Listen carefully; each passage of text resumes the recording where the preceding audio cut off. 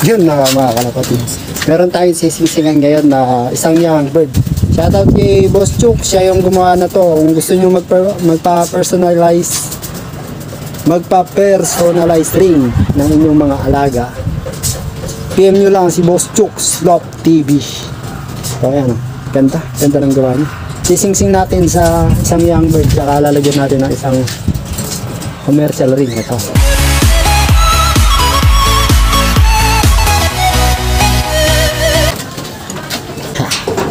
Alright, yun o. Anak siya ni Bruno mga kalapatids. Ang laki na. Sisingsingan natin ng personalized at saka ng isang CLRPC ring 2024. Kaso ito, di na ito may lalaro ng young bird. Old bird na lang. Pero hindi natin lilipat tong ibon na ito. Gagawin natin siyang future breeder. So baka dito tayo kukuha ng mga gagawing breeder sa anak ni Bruno.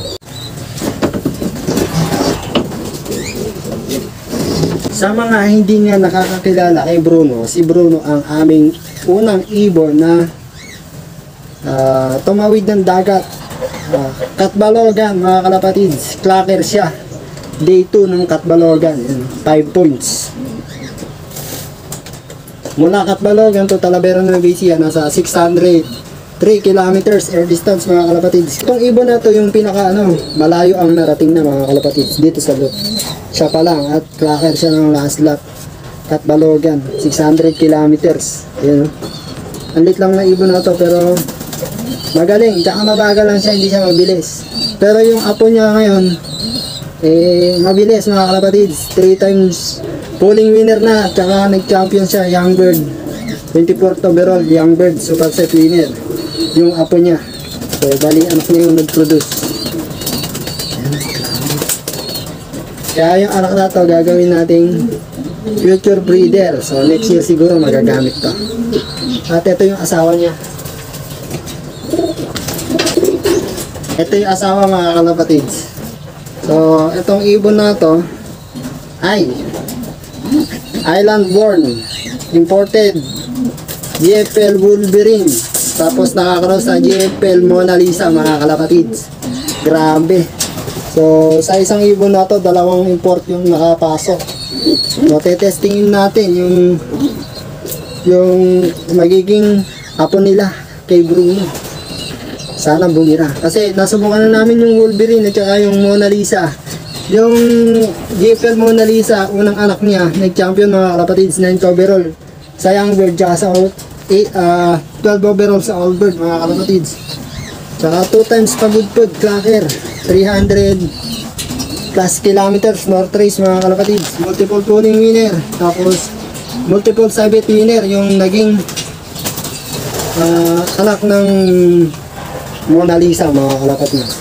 Kaya ito, sigurado ako, sana maging maganda yung pairing na to dahil unknown lang yung pinair natin si Bruno. Pero si Bruno naman nag-produce na ng konting maganda resulta yung naging produce niya. Naging South Race, young bird, 27th overall, tapos sprint race, ibang ibon na ulit, bali apo niya, 24th overall. Tapos nag-produce na rin siya, mismo anak din ni Bruno, first lap derby, nag number 5, grabe, pero nawala yung ibon yun. Hinihintay kong bumalik, sana bumalik. Ayan. Alright. Sa ngayon mga kalapatids, ako natatakot na akong sumubok ng hindi ko kilalay ibon. Hindi ko alam yung karakteristik, kung mabilis ba siya or mabagal. Gusto ko yung ako mismo yung nakasubok sa ibon bago ko i-breed. Ngayon kasi mga kalapatids, hindi na pwede yun sa karera ngayon. Kailangan magaling ka.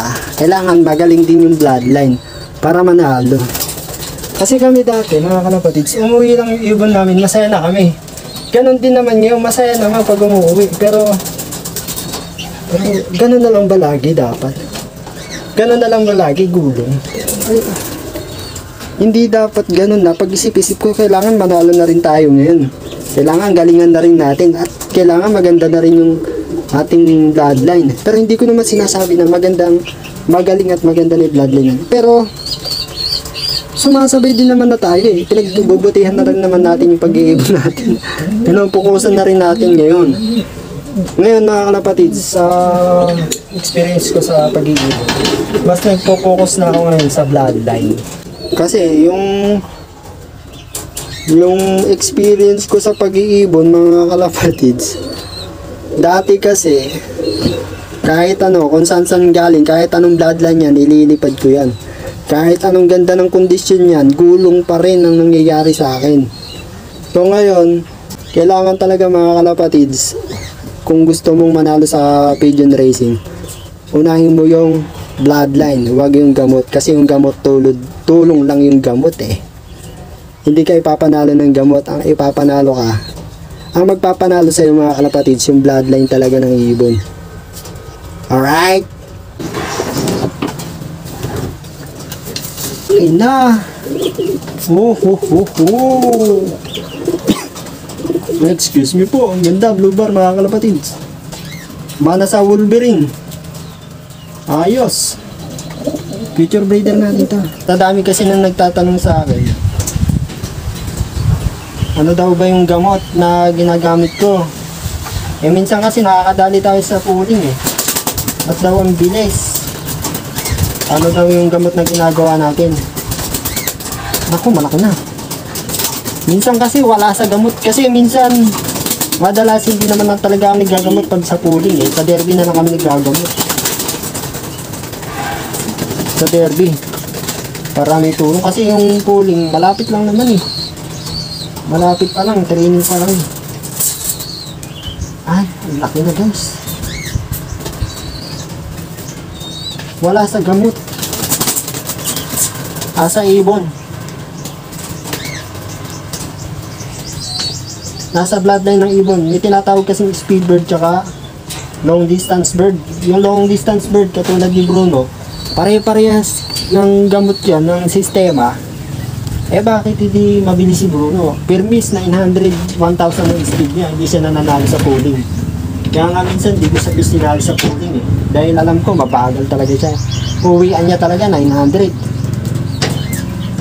Kaya mga kalapatids, hindi ako makakapag-recommend ng gamot na pampabilis sa mga nagtatanong sa akin. Pero yung para maging healthy yung ibon, maraming gamot para maging healthy.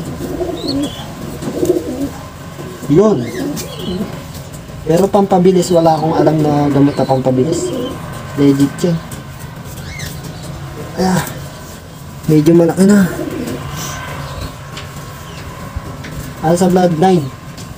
Yung bloodline namin na mabibilis dito, anak ni Gigi, Florison yun.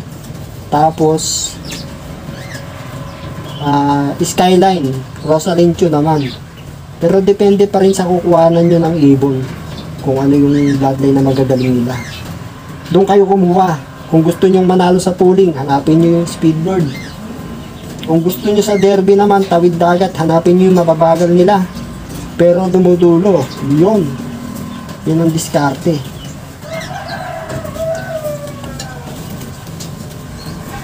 Diskarte sa pag-iibon. Pero sa gamot, wala. Walang pampabilis. Ayan o. Ayos. Stockbird. Hindi natin to ililipad, promise. Woohoo! Bali, Wolverine, Mona Lisa X Unknown Line, Bruno Line. Ayan o. Tinawag na natin siyang Bruno Line kasi yun na pangalan niya eh. Alright. Ito yung mag-asawa o. Ayos. Yung isa, dalawa to eh. Binugo ko lang yung isa. Para kasi nililipad natin ngayon si Bruno, tetestingin ulit natin siya sa tawid dagat kung makakaabot siya sa Tacloban ngayon yung last lap namin eh. Kung makakaabot siya doon, di masaya. Ayun, meron siya isang anak. So, yeah, hanggang dito na lang mga kalapatids. Sana ay pala rin tayo sa ating pag-breed ng mga ibon kasi kailangan talaga natin mag-invest. Huwag tayo masa sa mga gift bird GB kasi minsan mahirap sumubok eh. mas maganda, mas malapit sa katotohanan yung binili mo na champion line talaga. So, nagsisimula talaga ang karera sa breeding pa lang mga kalapatids. Alam mo, sa dami naming napuntahan na mga talsyer, talagang tutok sila sa breeding, sa bloodline nila. Talagang best to best. Bago sila magsalang, hindi sila nagsasalang ng mga bihag, mga petchap. Mahirap kasi manghula eh. Kung para sa inyo ibo, kung mabilis ba to, mabagal. Kung magaling ba to or hindi, di ba? Mas maganda na yung yung sure ka na, di ba? Yung nasubukan mo ng ibon, tapos i-develop mo na lang, pasukan mo ng magagaling. Katulad na to mga kalapatids, pinapasukan natin si Bruno ng magagandang linyada. Ganun ang ginagawa ko ngayon mga kalapatids. Nakapokus ako ngayon dito. Ina-upgrade ko yung lahi ni Bruno mga kalapatids. Pinapasukan. At tulad na to, ito, Island Bond, Mona Lisa, Wolverine. No? Shoutout kay Sir Rico Shop, no? Bloodline niya to. So, ganun lang. Paikot-ikot lang mga kalapatids. So, hanggang dito na lang mga kalapatids. Happy flying. Love you all. Ha! Hirap mo ito mga. Ang hirap maging vlog.